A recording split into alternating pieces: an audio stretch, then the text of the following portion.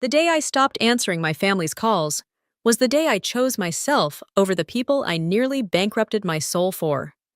10 years of sacrifice, $20,000 gone. And still, they called me heartless when I finally said no. Have you ever loved someone so much you let them bleed you dry, just to wake up one day and realize they never loved you the same way back? Stick with me, because sometimes letting go hurts less than holding on. I wasn't supposed to end up here, not sitting cross-legged on the creaky wooden floor of a tiny loft in Cap Hill, staring at a cracked window and the icy Denver sky beyond. Not surviving on instant ramen and coffee shop leftovers, the hollow hum of the city pressing in through paper-thin walls. But here I was, Savannah Reed, 28 years old, a financial consultant by day and a barista by night. A woman who could straighten out corporate disasters and triple profits, but couldn't fix the slow collapse of her own family. For 10 years, I carried the Reeds on my back. Every raise, every bonus, every overtime shift. Half of it went straight to my parents, Mary and Charles Reed, and my older brother Tyler. I paid their electricity bills when the lights were cut. I bought Dad's prescriptions when insurance got tricky. I sent money to patch the leaking roof, fix the broken heater, buy groceries when Tyler's latest dream job evaporated, and when foreclosure notices piled up on their doorstep.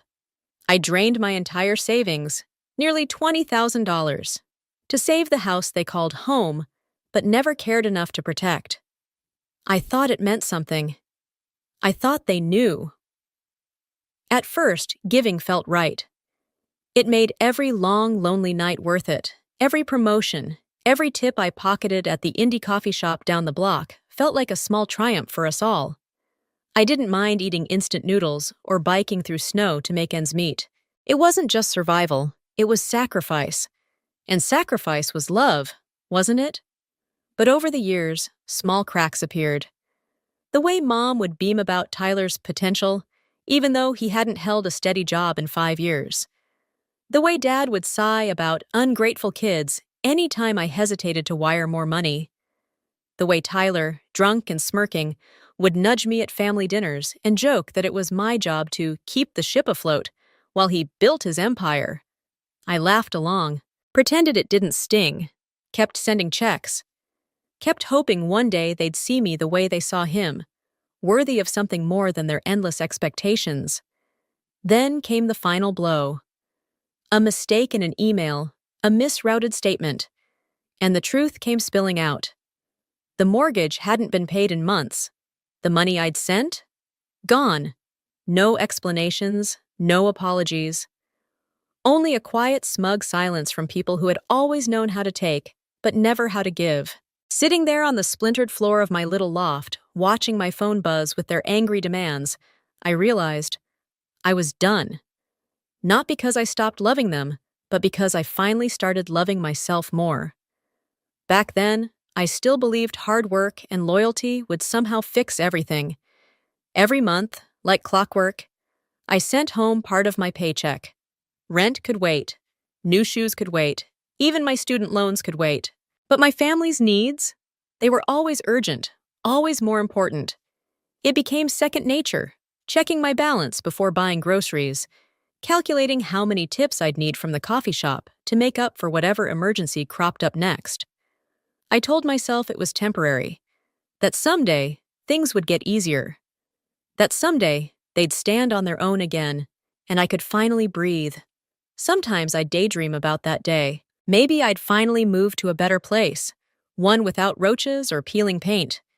Maybe I'd book that trip to Seattle I kept pushing off. Maybe I'd even sit in a cafe without checking my bank app every 10 minutes, feeling my stomach knot tighter with every low balance alert. But those dreams always felt selfish. Selfishness wasn't something the Reed family tolerated. Mom would sigh dramatically over the phone about the rising cost of groceries. Dad would drop not-so-subtle hints about how nice it would be if someone could help.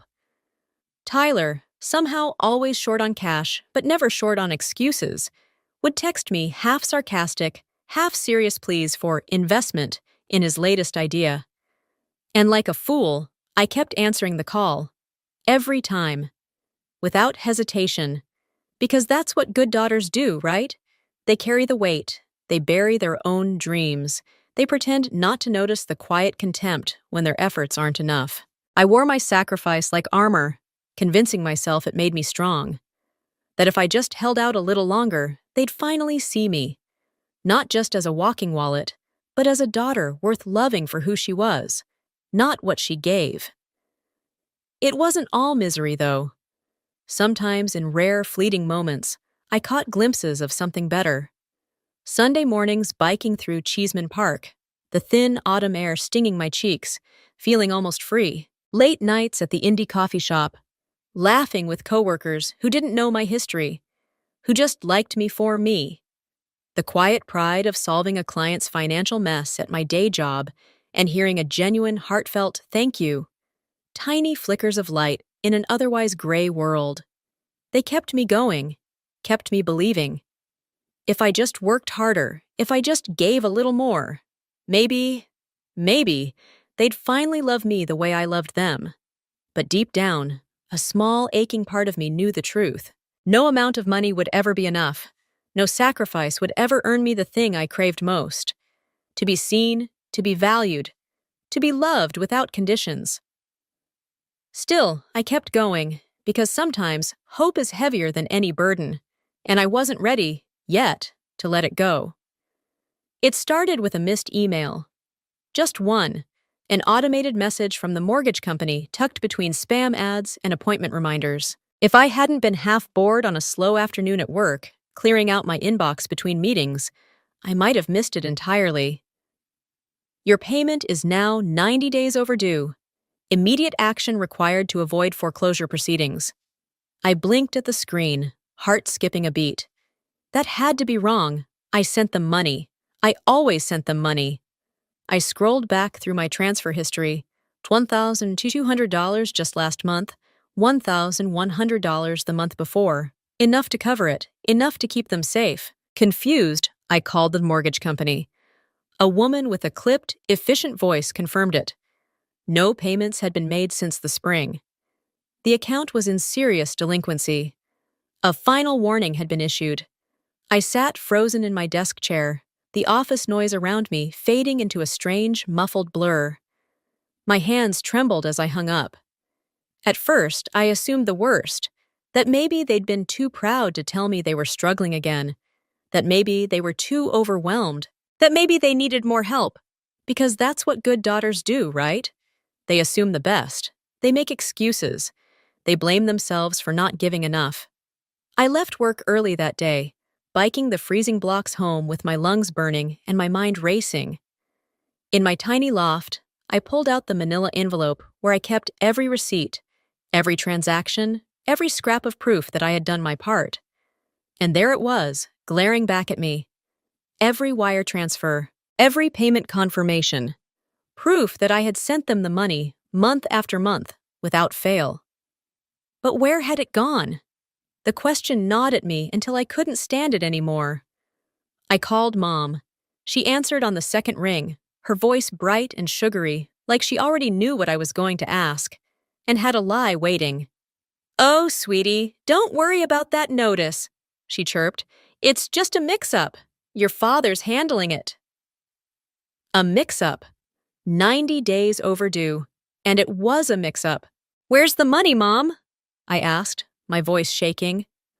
A beat of silence, then a sharp defensive edge. "Don't you trust your own family?" That's when I knew. Somehow, I just knew. It didn't take long after that. A few quiet calls, a few too curious questions to old neighbors, and the ugly picture snapped into focus. Tyler had bought a new truck a few months back. An investment, he'd said, flashing the keys like a prize. Mom had been spotted carrying a designer purse into church, a gift from a friend. Dad had suddenly taken up golfing again, complete with new clubs and weekend trips. All while the house crumbled around them. All while they let me believe the roof over their heads depended on me. I wasn't saving them.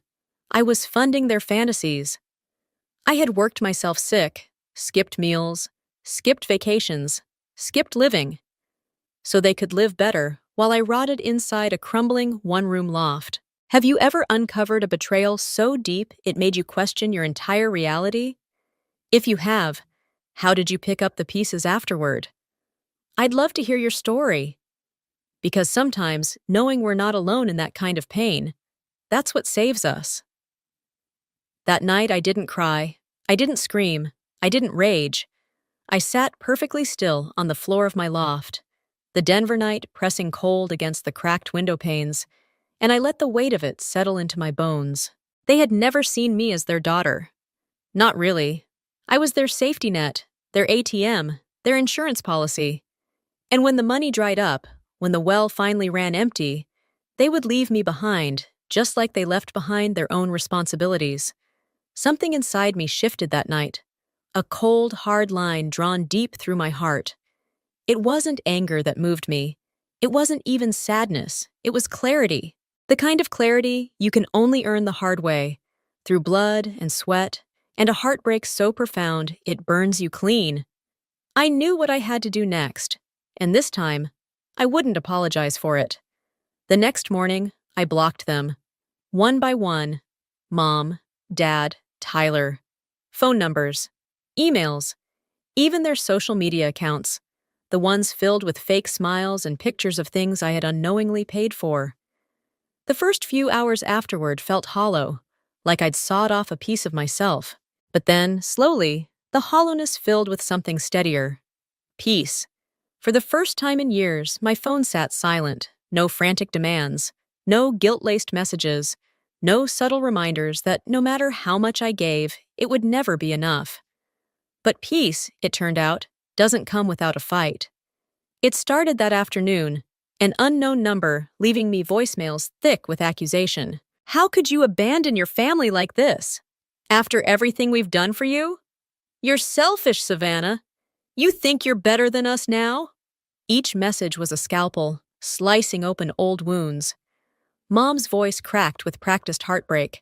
Dad's was tight with anger, barely held in check. Tyler's was full of mockery, the same taunting tone he used when we were kids, and he knew he'd gotten away with something. I didn't answer, not once. Because deep down, I knew if I picked up, even for a second, they would find a way to pull me back. Guilt was their oldest weapon, and for years I had been their easiest target. They said I was abandoning them, but the truth was, they had abandoned me first.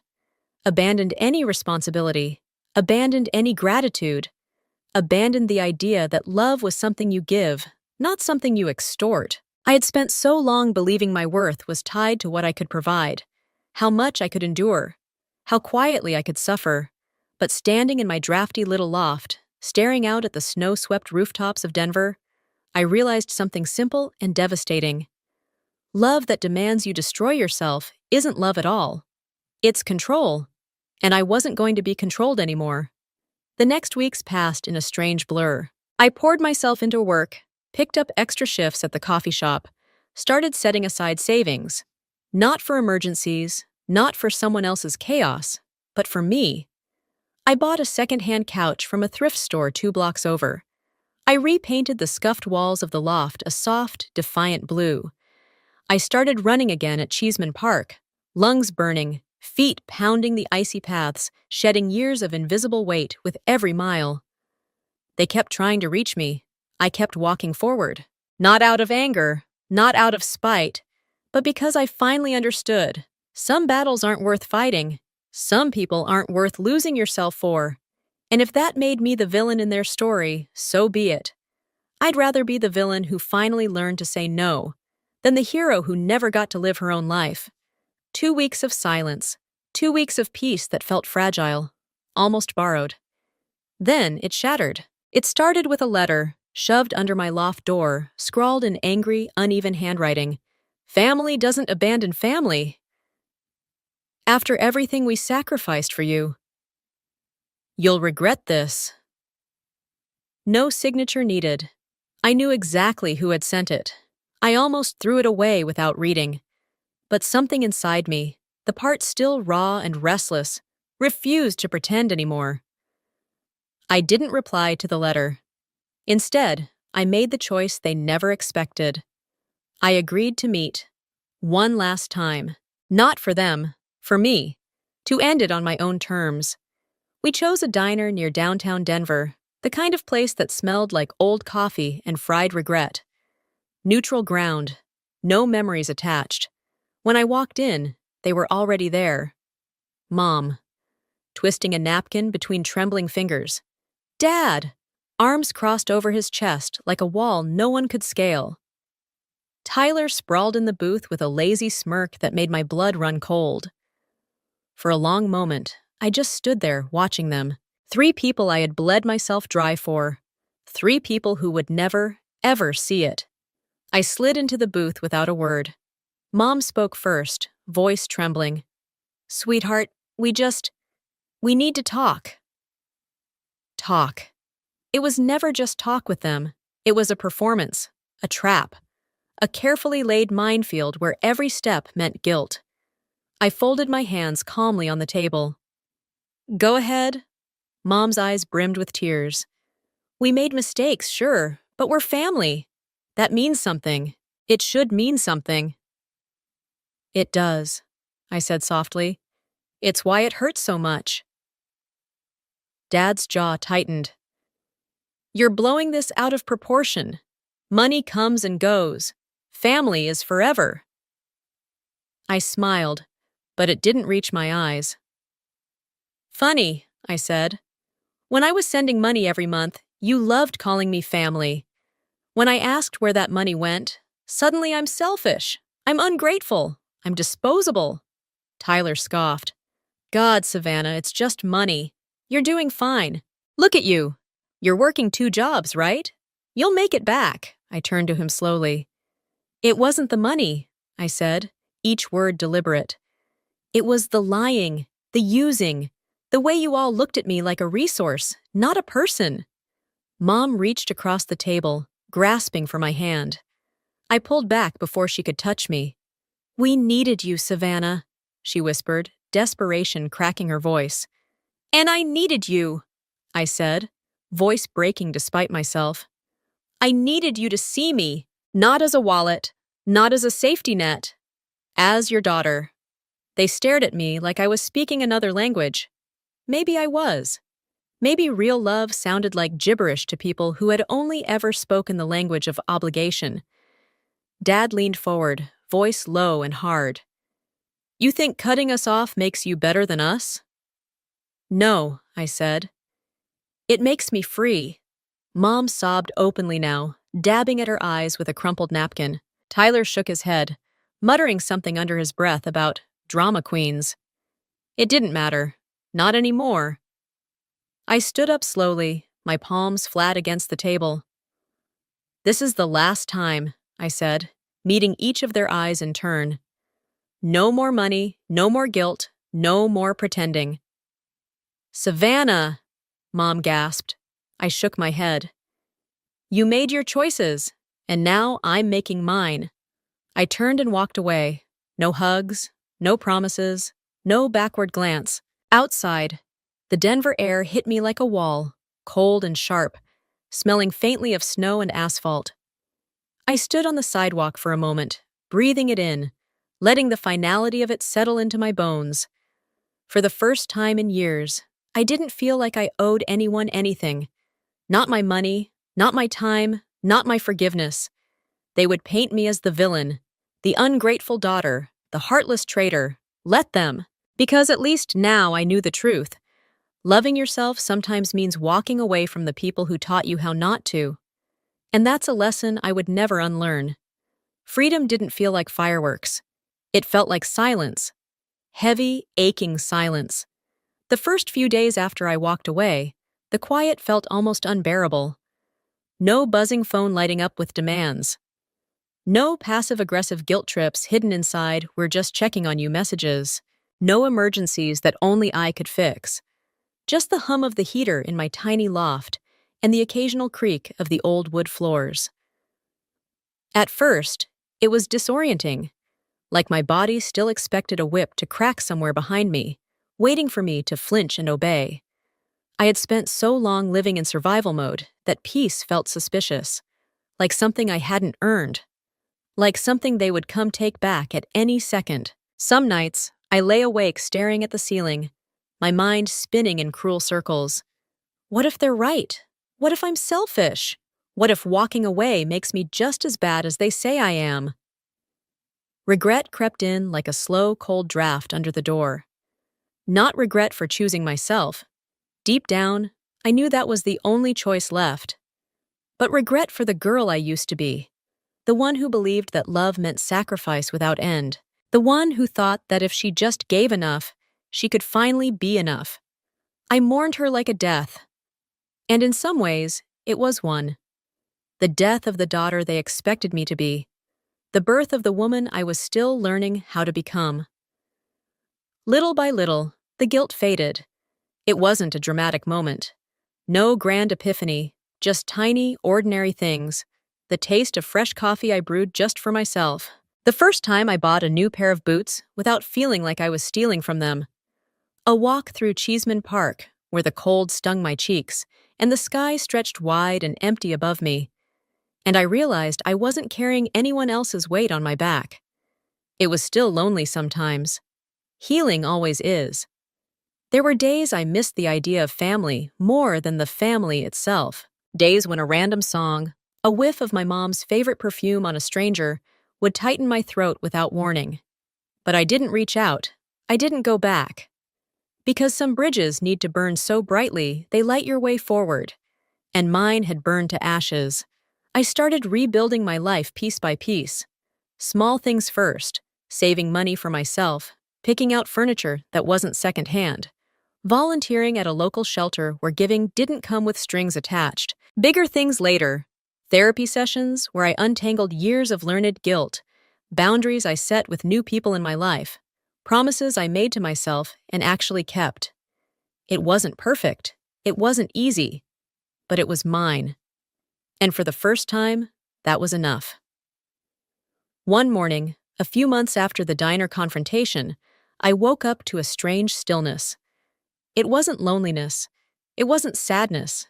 It was peace. Real, solid peace. The kind that settles into your bones and lets you breathe a little deeper without even realizing it. I made coffee, sat by the cracked window of my loft, and watched the sun rise over the Denver skyline.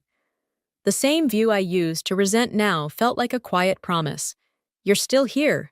You still have time. You still get to choose. There was no dramatic moment where everything suddenly made sense. Healing didn't announce itself with fireworks. It crept in like the first light of dawn, slow, steady, almost invisible, until it filled the whole room. Some days, I still thought about them. Mom's nervous laughter, Dad's stern lectures, Tyler's cocky grin. Some memories felt warm. Most didn't. And that was okay. I wasn't trying to erase the past. I was learning to carry it differently, learning to let it be part of my story without letting it define the rest of my life. I wasn't the villain they painted me to be. I wasn't the savior I had tried so hard to become either. I was just a woman who finally realized her worth didn't depend on how much pain she could endure for other people. In the end, choosing myself didn't mean I didn't love them. It meant I finally loved myself enough to stop bleeding for people who never bothered to bandage the wounds. It meant understanding that loyalty without respect isn't love. It's a leash, and I had spent enough years chained to guilt that was never mine to carry. Now I was free. Maybe someday they'd see that too. Maybe they wouldn't. It wasn't my job to teach them anymore. My only job was to keep moving forward, one honest step at a time, even if the path was lonelier than I expected. Even if some part of me would always wonder what might have been if things had been different. I sipped my coffee and watched a group of kids racing each other down the street, their laughter echoing off the buildings. Life went on, and so would I. Sometimes the hardest battles we fight are the ones no one else sees, the ones where we choose ourselves quietly, without applause, without permission. Have you ever walked away from something, or someone, you once thought you couldn't live without? If you have, I hope you know. You didn't lose. You saved yourself.